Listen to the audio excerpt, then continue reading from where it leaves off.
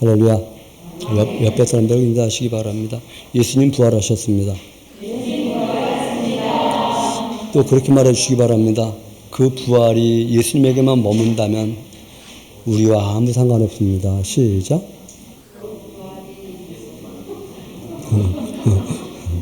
야, 낯선 편이니까 예수님 부활하신 거 믿습니까?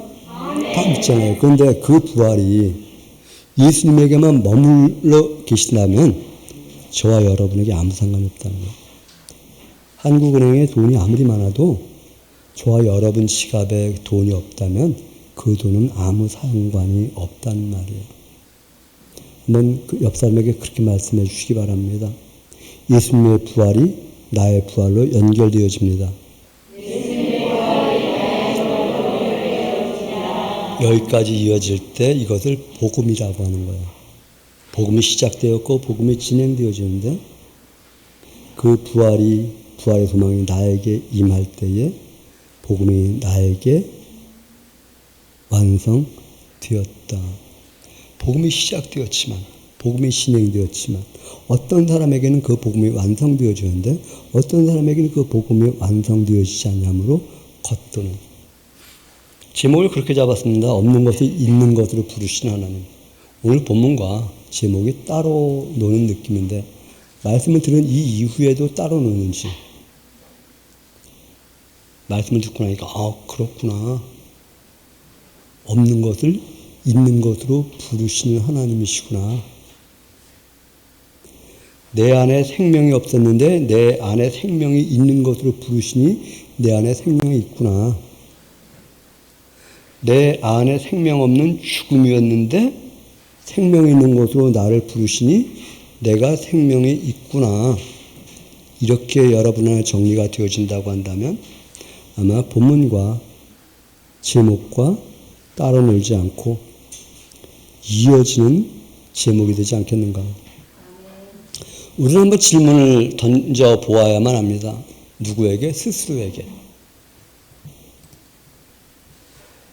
이상한 창이 하나 떴어요.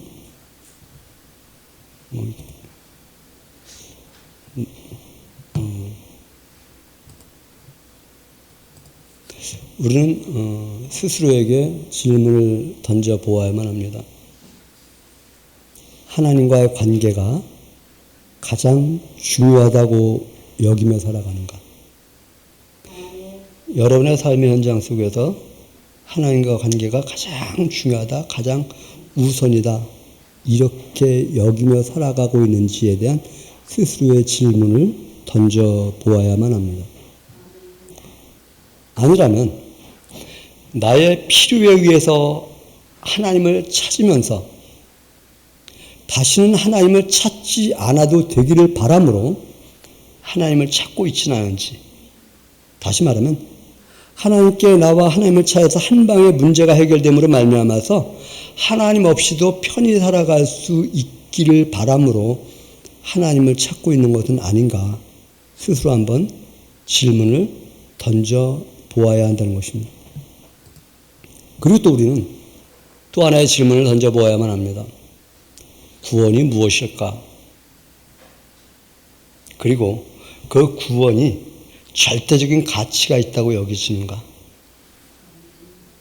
우리는 구원받았다고 스스럼 없이 고백을 하지만 어느 한 구석에서는 내가 정말 구원받았나?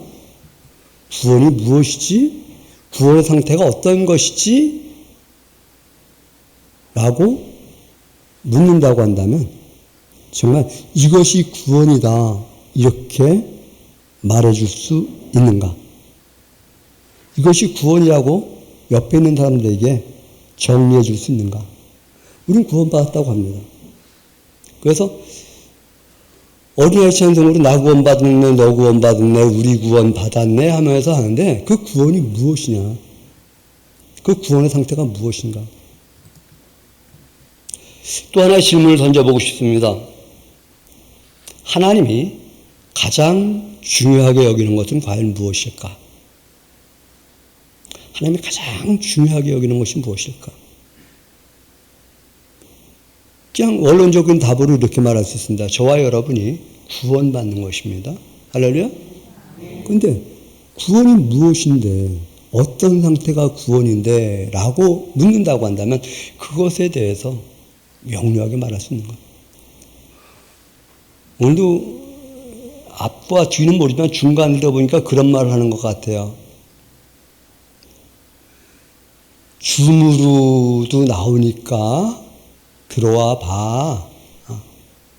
신천지가 우리 교회 모 권사님에게 다가와서 말하는 거, 그것을 그 누구에겐가 말하는 것 같았어요. 우리도 한번 그렇게 말해야 되지 않을까요? 신천지들에게 우리 교회 중예배 있어. 우리 교회 들어와 봐. 들어와 보고서 한번 평가해 봐. 공감이 되는지 공감이 되지 않는지 이렇게 한번 우리도 좀 적극적으로 말해볼 수 있어야 되지 않을까요? 어쨌든 하나님이 가장 중요하게 여기는 것이 무엇일까? 구원이다. 구원이 무엇인데? 여러분 구원 받았다고 분명히 말할 것입니다. 그런데 구원이 무엇인데? 라고 하는 거예요. 이게 구원이다. 이렇게 손에 쥐고 손에 쥐어줄 수 있겠는가? 오늘은 한국교회가 부활주일로 지키는 날입니다. 구원이라는 말을 다루기에 앞서 그럼 부활이 무엇인가? 이런 질문을 또한 던져볼 수 있어야 할 것입니다. 부활은 죽음을 전제한 언어입니다. 죽음 없이는 부활이 없습니다.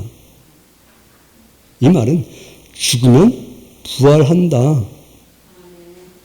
그런데 누구에게 누가 죽으면 부활하는가? 또 이런 질문을 한번 던져보고 싶습니다. 예수님의 부활이 궁극적인 목적일까? 예수님의 부활이 예수님에게 또는 하나님에게 궁극적인 목적이겠는가 하는 거예요. 혹 예수님의 부활 자체가 궁극적인 목적이라고 한다면 예수님이 굳이 죽으실 필요 없잖아요. 마치 이런 것 같지 않나요? 너무 표현이 약화됩니다만 번지점프 하는 거예요. 저는 무서워서 한 번도 못 해보겠는데 덩에서 다시 튀어 올라가는 거. 죽었다가 살아나는 거. 여기에 머무는 것이 예수님의 궁극적인 목적인가? 하나님이 예수님을 내어주신 궁극적인 목적이 예수님이 죽었다가 살아나는 것인가? 저는 예수님이 죽었다가 살아나신 궁극적인 목적은 사람을 부활에 이르게 하기 위함이라는 정의를 내리고 살아갈 수 있기를 바랍니다. 아까 예수님 부활하신다 그러니까 아멘. 그런데 지금 여러분이 살게 하기 위한 것입니다. 아멘. 왜일까요? 전제했습니다. 은행에 돈이 아무리 많아도 그것과 내가 연결되지 않으면 그 돈은 아무 소용이 없어요.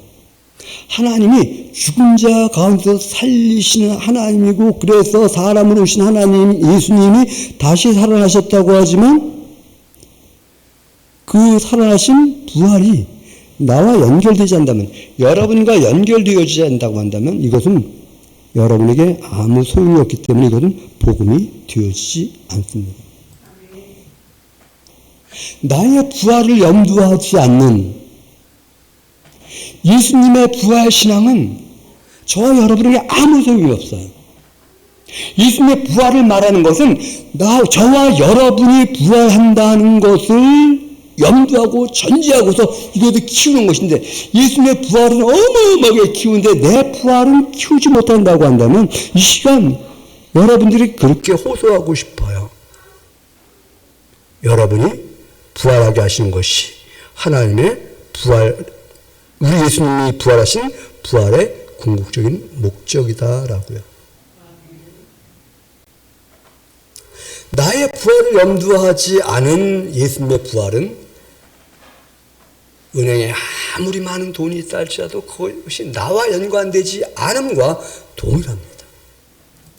남의 지갑에 돈이 나와 무슨 상관이 있겠습니까?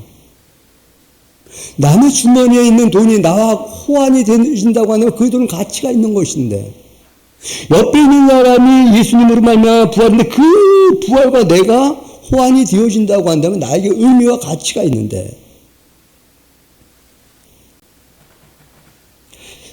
말씀드렸습니다만 그러나 전제해야만 합니다. 대주제이신 하나님의 부활 신앙을 전제하고서 우리의 부활의 가치를 말하자고 하는 것이지. 부활은 죽음을 전제하는 언어라고 말씀했습니다. 부활은 끊어진 것을 이어주는 것이 부활입니다. 다른 말로 하면 이것을 없는 것을 있게 하는 것이 부활입니다. 우리는 죽어 있는데 죽어서 생명이 없습니다. 그런데 없는 생명이 생명 있게 하는 것, 이게 부활이고, 하나님은 없는 것을 있게 하시는 하나님이시다. 끊어짐은 긍정적인 말과 부정적인 언어가 있습니다. 하나님에게서 끊어진 것이 부정적인 언어라고 한다면, 죄에서 끊어짐은 긍정적인 언어입니다. 처음 들어보는 표현이니까 낯설어요. 여러분, 우리 주님이 죄의 짐을 짊어지고 죽으심으로 우리도 그 안에서 죄와 끊어진 상태가 된 것을 기억하시기 바랍니다. 이 죄와 끊어졌기 때문에 이제 생명으로 이어질 수밖에 없는, 질 수밖에 없는이라는 그런 표현을 해보았습니다. 죄에서 끊어짐으로 말미암아 하나님께서 떨어진 상태에서 하나님께로 이어지는 상태, 이것을 부활이라고 한다. 죄가 죽으면 죄의 상태가 힘을 잃게 되어집니다.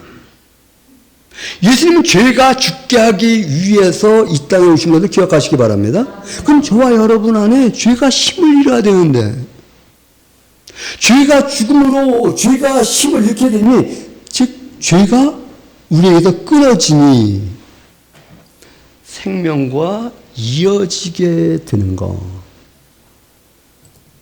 이렇게 하나님께 이어지는 것을 구원이다, 이렇게 말합니다. 말이 좀 어려운가요? 금주에 금요 기도하면서 여러분들이 문자를 받았을 거예요. 대체로 복음은 예수님에 관한 것이다. 복음에는 하나님의 의가 나타난다. 자, 복음을 말하는데 복음은 예수님에 관한 것이다. 복음에는 하나님의 의가 나타난다. 예수님에 관한 것에는 하나님의 의가 나타난다. 복음을 믿는 자에게 주신 약속은 상속자됩니다. 복음은 하나님의 아들에 관한 것, 예수님에 관한 것이고, 이 복음에는 하나님의 의가 나타나는데, 이 하나님의 의란 상속자예요. 하나님의 의인 상속자됨, 이것과 우리가 연결되어진 것을 복음이라고 합니다. 믿는 자의 부활이 어떤 부활로 이어지는가? 상속자의 부활로 이어지는 거예요.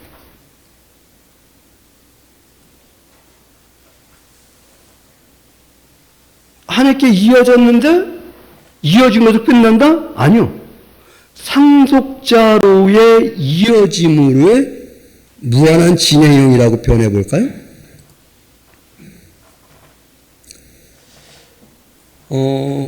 제가 복음을 아느냐 이런 말씀을 표현해 보았습니다. 여기 계신 분들 중에 복음을 모르는 사람 없을 거예요. 복음을 알기 때문에 이 자리에 왔을 거예요. 그럼에도 복음을 말해달라고 하면 선뜻 말해줄 수 있을까? 복음은 누구에 관한 것일까? 복음이 무엇일까? 전제했습니다. 복음은 예수님에 관한 것이라고 말씀드렸습니다. 복음은 하나님의 아들에 관한 것이라고 말씀드렸습니다. 그 아들에 관하여 선지자를 통하여 성경에 기록된 것이라고 말씀드렸습니다. 그런데 이 복음이 저와 여러분에게 들어와서 저와 여러분에게 하나님의 상속자 되게 하심에 대한 내용을 포함하는 것이 복음입니다. 오늘 읽어드린 말씀 다시 한번 주목해 보시기 바랍니다. 이 복음은 하나님이 선지자들을 통하여 그 아들에 관하여 성경에 미리 약속하신 것이라고요. 그러면 아들 예수 그리스도만인가 우리가 하나님의 영으로 말미암아 아바 아버지라고 부르게 되는데 이 아바 아버지라고 부르게 된 저와 여러분에게도 이어지는 것인가? 그의 아들에 관하여 말하면 육신으로는 다윗의 혈통에서 나셨고 성결의 영으로는 죽은 자들 가운데서 부활하사 능력으로 하나님의 아들로 선포되었으니 이렇게 말해요. 곧 우주 예수 그리스도시니라. 이 예수 그리스도에게만 머무는 것이 복음인가? 이것이 우리에게 확장되어져야 이것이 복음이 완성되었다고 말할 수 있는 거야. 복음의 목적은 사람으로 복음되게 하기 위한 것입니다. 이 말도 어려운 말입니다. 복음의 목적은 사람으로 복음되게 하기 위한 것이다. 자, 예수님이 복음이라고 말씀드렸습니다. 그런데 그 예수님이 복음됨으로 머물러만 있다고 한다면 복음으로 나타날 일이 없어요. 농장 창고 정리를 하다 보니까 저희 어머니의 여러 잡다한 것들이 춘천에 옥산가라고 있어요. 우리 선경제님 옥산가 아니 다 옥광산인데 그거 춘천하면 있다래요. 품질 보증서에다가 옥반지가 몇 개가 나오더라고요. 근데 그 말을 한 이유가 있었는데 원고에서 놓쳐버렸어요. 옥광산을 왜 얘기했나? 그거 잘라버립시다. 일단 다시 가다가 이어지면 모르겠는데. 복음의 목적은 사람으로 복음이 되게 하기 위한 것. 복음이 예수님에게 머물러 있다고 한다면, 이 복음이 사람에게 연결되어지지 않는다고 한다면, 그 말하려고 하다 그랬어요. 옥이 좋은 건지는 모르겠어, 저는. 그래서 그냥 대충 던져놓고 왔는데, 이것이 사람에게 가치 있게 여겨지지 않으면 이것은 아무리 귀하다 할지라도, 복음이 아무리 귀하다 할지라도 여러분들에게 연결되어지지 않으면 이것은 아무런 의미와 가치가 부여되지 않아요.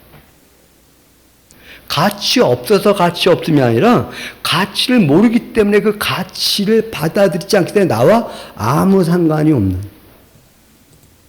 복음은 선지자들 통하여 미리 우리에게 아들에 관하여 말씀한 것이라고 했습니다. 그렇다면 이것은 아들에게만 모는 것이 아니라 이 복음은 선지자들 통하여 미리 저와 여러분에 대하여 성경에 기록해 놓은 것이다.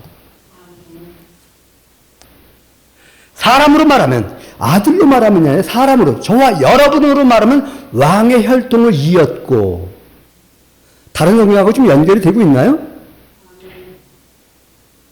왕 같은 제사장이라고 하잖아요. 우리 예수님이 왕이라고 하잖아요. 우리 예수님과 우리가 형제라고 하잖아요. 그럼 여러분 왕이 맞나요?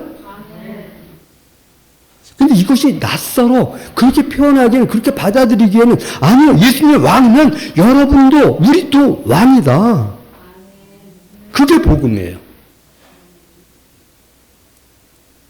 사람으로 말하면 왕의 혈통을 이었고 영으로는 하나님의 아들로 선포되었으니.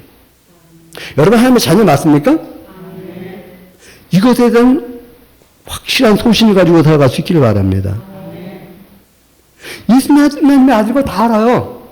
믿는 자들이라면. 근데 내가 하나님의 아들이라고 하는 것에 대한 물음표를 가지고 살아가요.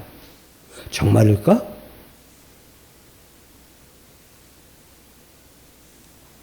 아니야말로 예수님이 하나님의 아들인 것과 나하고 뭔 상관이 있어? 내가 하나님의 아들 안 되면은.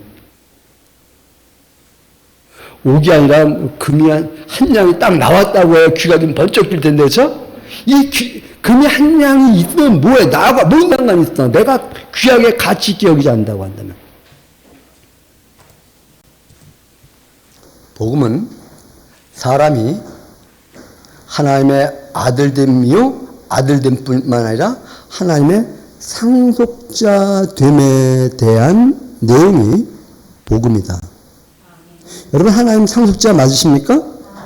그렇다면 내 안에 복음이 있어. 이것은 나는 하나님의 자녀야. 하나님의 아들이야. 하나님 나라의 왕이야. 난 하나님의 상속자야. 뭐 다른 걸 가지고 내가 이렇게 이러고 있나요? 복음의 근원이신 그리스도께서 상속자이니 그분과 잇대어 있는 저와 여러분도 상속자라고 하는 것.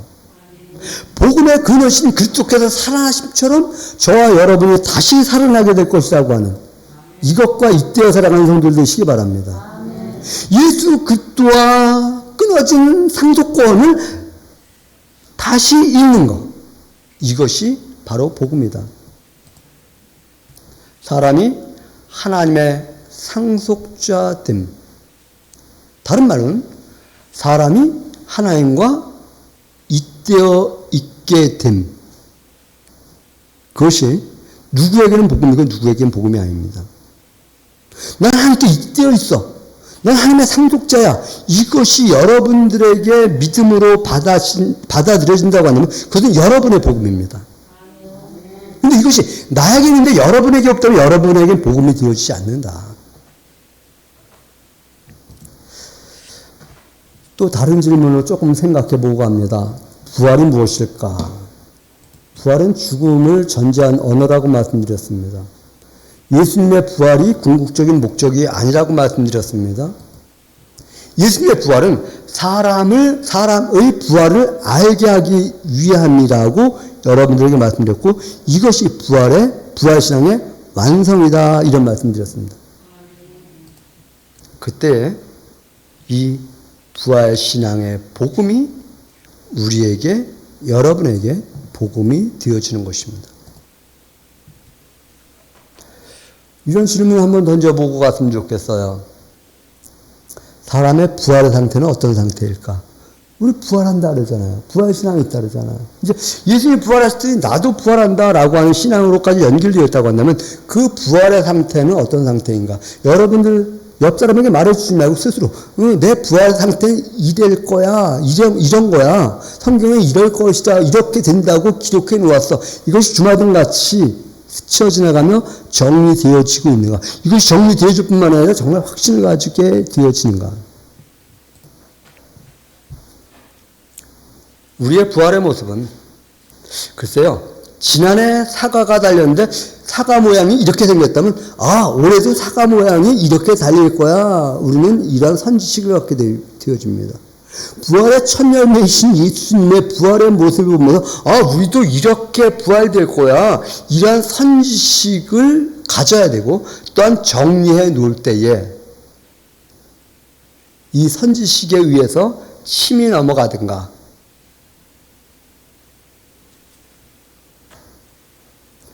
예수님의 부활의 모습은 알아볼 수 있는 상태이고 만질 수 있는 상태이고 음식을 먹을 수 있는 상태이고 또 벽을 통과할 수 있는 상태이고 그렇다면 저와 여러분도 그러한 몸으로의 부활 동의되십니까? 동의되십니까? 동의되셔야 돼요. 그래야 내가 내 몸이 이렇게 부활될 거야 라고 하는 기대가 있어요. 사과를 봐야 침이 넘어가요. 그런데 사과 맛을 모르면은 사과를 보아도 침이 안 넘어가. 예수님의 부활의 상태를 보고 나도 저렇게 됐으면 좋겠어. 이래야 침이 넘어가는 것이지 저렇게 됐으면 좋겠어 라고 하는 기대감이 없으면 부활에 대한 침이 안 넘어가요. 그 예수님의 모습은 신령한 몸이라래요. 그리고 이 부활의 모습을 모든 피조물이 고대해요. 야, 나도 저렇게 부활하고 싶어.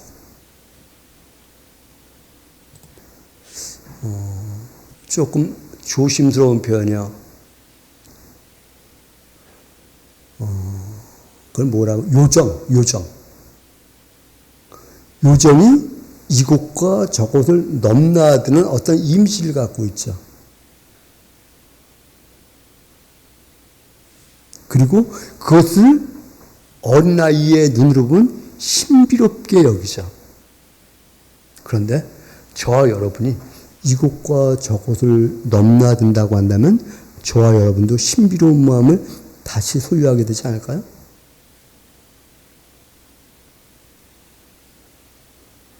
그런데 그러한 신비로운 마음을 소유하지 않는다고 한다면 부활의 몸에 대한 기대감이 우리에게서 그리 크지 않다. 부활에 대한 몸의 부활에 대한 신비로움에 대한 기대감을 가지고 있는 사람들은 부활의 몸으로 하나님께 결합된 성도들이니 뛰어넘으니까 조금 어색한가요? 우리의 몸은 부활의 몸으로 하나님께 결합되어 있는, 또 조금 다른 표현은 체결되어 있는 자들임에 대한 고백이 있어지기를 바랍니다. 그 체결하러 예수님 오신 거라고 우리는 잘 알잖아요. 그러면 예수님을 같이 염두하고서 우리의 몸이 부활한 몸으로 하나님과 연결되어지는 그러한 신앙을 가지고 있기 때문에 우리는 이렇게 살 수 있는 거예요. 너희 몸을 하나님 기뻐하시는 산 무엇으로? 제물로 드리라. 우리는 제물하면은 죽는 비참함만 생각하는데 아니요. 저는 제물할 때 이랬으면 좋겠어요. 산 제물, 살아있는 삶을 드리는데 기쁨과 소망과 희열이 넘치는 그런 삶. 할렐루야? 뭐 별로 동의가 안 되나 본데 여러분 그럼 질문 하나 던져볼게요. 우리 이문영 원사님 저쪽에 우리 아드님이 앉아 계시는데 맞지? 마스크 써서 정확하지 않은데 아들 맞지? 성현이? 성현이가 행복하고 기쁘고 희열이 있는 삶을 살아가려고 하네. 맨날 내 인생은 정말 너무 힘들어. 예수님이 고난받으셨으니 나도 고난이야. 이렇게 살길 바라요. 전자야 후자야. 그렇죠? 그게 부모의 마음이야. 그럼 하나님은 예수님이 고난당했으니 나도 하면 하나님 야 이놈아 내 독생자 예수 그리스도로 족하단다. 너희 좀 기쁘게 좀 살아라. 행복하게 살아라. 소망을 가지고 살아라. 희열을 가지고 살아라. 만족감을 가지고 살아라. 없는 것을 있는 것 같이 누리며 살아가라. 이런 그 모습을 보고 하나님 기뻐하시지 않을까요? 그렇게 살아가는 모습을 산제물이라고 하는 것이지 살아가면서 지지리 궁당하면서 괴로움에 고통의 면에 짊어지고 살아가는 것이 우리 주님 보시기에 야 참 기쁘다. 난 참 좋다. 이러실까?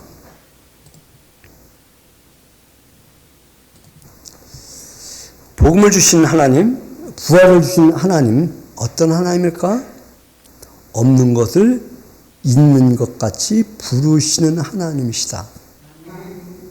우리는 이런 기대감을 가져요. 이 땅에 대한 근시안적인 시야만 가지고 있기 때문에 내 삶의 현장에 돈이 없는 것이 돈이 있어지고 건강하지 않은 것이 건강해지고 또한 뭐 이제 내 자녀의 어떤 부분이 없는 것이 있어지고 여기에만 몰두하는 경향이 있는데 우리 주님의 궁극적인 목적은 우리 주님의 부활의 궁극적인 목적은 저와 여러분의 부활임을 기억하시기 바랍니다. 그렇다고 한다면 저와 여러분 안에 없는 부활이 있게 되어지는 것이 그리고 이 없는 부활을 있는 부활로 부르시는 하나님이심을 믿으시기 바랍니다. 하나님 없는 것도 있는 것으로 부르시는 목적은 있는 자로 살게 하기 위한 거예요. 무엇으로? 어떤 사람으로? 있는 자로. 무엇이 있는 자로? 에? 복음 맞아. 복음 맞아. 부활이 있는 자로. 할렐루야? 내 몸이 부활할 몸이 있는 자로 살아가는 것이야. 부활 있는 삶, 기쁨 있는 삶으로 살아가는 것. 생명 있는 자의 삶으로 살아가는 것. 생명 있는 자의 삶으로 살아가는 것을 의로움이라고 하는 거예요. 우리 의로움 하면 이 세상의 어떤 기준의 의 이렇게 생각하는데 아니요. 가장 우선하는 것은 생명 있는 자로 살아가는 삶의 과정 흔적이 의다. 그러므로 이제 그리스도 예수 안에 있는 자들에게는 결코 정죄함이 없나니. 여러분 스스로 정죄하지 마시기 바랍니다. 스스로 정죄하는 것은 육신의 생각이에요. 영의 생각은 정죄하지 않아요. 육신의 생각은 사망이요 영의 생각은 무엇이라 그래요? 생명과 평안이라고요. 그러면 나 스스로 나를 정죄한다고 한다면 육신의 생각이고 이 육신의 생각은 사망인데 영의 생각, 야 하나님의 아들이 내 안에 부활하신 것은 너를 살리게 하기 위하신 거야. 너 하나님의 아들이 부활하시면 믿지? 너도 살아나게 되어 있어. 이것이 영의 생각이고 이런 사람을 일컬어서 생명이고 평안이다. 그래서 영의 생각은 생명이고 평안이다. 그래서 이 생명이는 영의 생각으로 말미암아 생명이 있고 평안이 있는 사람을 다른 말로 구원받은 자다 이렇게 말해요. 한번 옆에 사람에게 그렇게 말해 주세요. 당신은 구원받은 사람입니다. 자, 당신이 구원받은 사람이라고 했을 때 무엇이요? 당신은 생명 있는 사람입니다. 생명 있기에 기쁨과 소망과 희열과 평안이 있는 사람입니다. 이것을 누가 증언하는가? 하나님의 영과 우리의 영이 같이 증언을 해요. 우리 구원은 언젠가 그런 말씀 드렸어요. 하나님으로 시작해서 우리에게서 완성되어진다고요. 하나님에게서 시작되었는데 우리에게 다가오지 않는다면 구원은 우리에게 완성되어지지 않아요. 하나님이 예수님을 살리신 것은 하나님의 영이 함께 하셨기 때문에 살리신 거예요. 그렇다고 한다면 우리가 다시 살아나는 것은 하나님의 영이 계셔야 되는데 하나님의 영이 그렇게 말하는 거예요. 내 아들 예수 그리스도의 죽음 안에는 너의 죽음이 있고 예수 그리스도의 다시 살아남 안에는 너의 다시 살아남이 있다고 내 안에서 그렇게 말씀하시니까 내 영도 맞습니다. 할렐루야? 맞다. 지금 누가 말하는 거예요? 내 영이 반응하는 거예요. 내 영이. 누구의 영에 의해서? 하나님의 영에 의해서 내 영이 반응하는 거예요. 하나님의 영은 다 계시죠. 근데 여러분 안에 하나님의 영이 계실 때 여러분의 영이 반응할 때 맞다.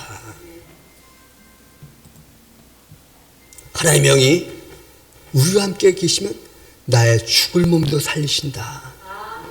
나의 죽을 몸도 살리신다. 우리 동건이의 몸도 살리신다. 할렐루야? 우리 죄를 났다고 한다. 맞아. 예수님만 살아나는 게 아니라 나도 살아나. 우리는 기억해야만 합니다. 예수님의 오심과 죽으심은 예수님 자신만을 위한 것이 아니라 사람을 위한 것이다. 그렇다면 그분의 부활도 사람을 위한 것이다. 사람의 죽을 몸을 살리기 위해서 예수님이 부활하신 것이지.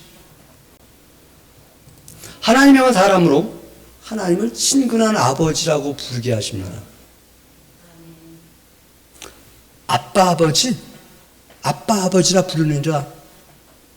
아빠라는 단어는 모른다고 제가 여러분들에게 말씀드렸고요. 선명하게 해석이 되어지지는 않아요. 그 어떤 신학자도 이거 없어요. 다만 저는 그렇게 정리하는 거예요. 아빠라는 표현이 친근한 표현이기 때문에 아버지 뭐 다급해서 부르나요? 친근한 아버지라고 부르게 한다. 하나님의 영은 저와 여러분으로 하나님을 친근한 아버지, 무서운 두려운 공포의 아버지가 아니라 친근한 아버지라 부르게 하신다. 예수님은 하나님을 친근한 아버지라고 부르셨듯이 그렇다고 한다면 저와 여러분이 하나님을 얼만큼 친근하게 여기며 부르냐에 따라서 영적 지수가 결정되어 줄 것입니다. 난 정말 하나님을 나의 친근한 아버지라고 부르는가? 이것만큼 나하고 친근해 하면 영적 지수가 이것만큼이란다면 이것만큼 난 친근해 라고 하면 영적 지수가 이것만큼이라고 저는 표현해 보고 싶습니다. 우리의 부활신앙은 하나님의 영의 함께 하심과 비례를 합니다. 하나님의 영이 친근한 아버지라고 부르겠다면 나는 맞아, 난 부활 그랬는데 하나님이 친근하면 난 부활 이렇게 머무를 수 있지 않을까. 우리는 기도해야만 합니다. 구원이 무엇인지를 분명하게 알고 구원이 무엇인지를 분명하게 말해줄 수 있어야만 합니다. 저는 오늘 여러분들에게 말씀드리면서 구원이 무엇이냐라고 묻는다고 한다면 하나님께 잇대어 있는 거.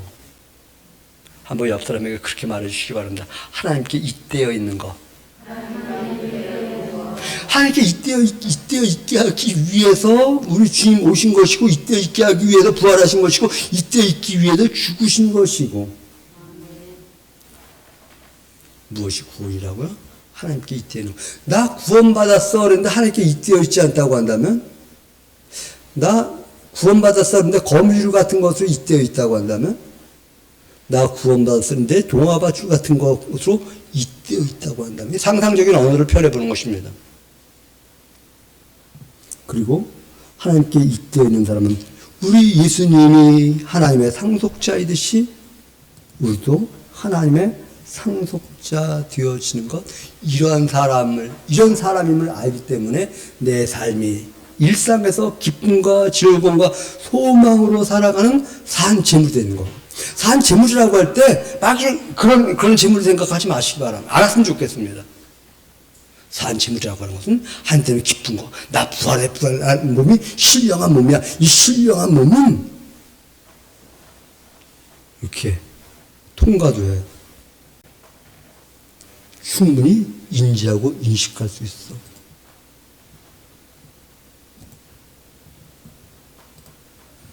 기쁨과 소망이 넘치는 삶으로 살아가는 그러한 산재물을 낼 때 하나님이 기뻐하시지.